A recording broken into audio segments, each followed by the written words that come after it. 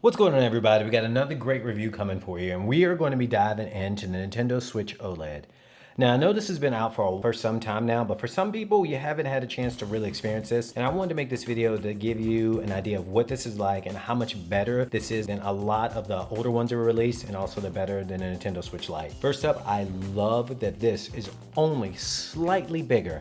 And by the way, if you're curious about the exact specifications, in the description box right down below, you're gonna find a link to exactly on Amazon where I got this from. But first, you're gonna notice that this looks very much like the original because it is shaped exactly like it. It fits exactly into my hand, but the biggest difference that you're gonna see is the difference in the screen size here. Now, this screen size is not incredibly larger, but the display feels a lot fuller, if this can make any sense, and that's gonna be largely to the OLED. Now, one of the questions that I originally had when I got this unit was, I was worried that a lot of my older Nintendo Switch accessories wouldn't fit. But good news is, majority that I have tried, in fact, all of the ones that I have tried have fit. But make sure you do your due diligence to make sure that the accessories do fit, but I have not had any issues. And that includes cases, and a lot of the Joy-Cons that go inside of here fit wonderfully as well. Never heard of any issues, but again, do your research. One thing that I do want to point out is that the kickstand has changed a little bit. It's a lot more sturdier. Not only does it give you a kickstand, so you can set this up. As you can see right here, it's freestanding, which is great when you only have a tabletop, or honestly, if you're sitting at a desk and it makes things really simple, or quite honestly, if you're flying on a plane, that's when we tend to use kickstand the most. But also in the very back, when you open this up, that gives access to the memory card, which is great because you will need a memory card. Make sure if you're buying an OLED, a Nintendo Switch,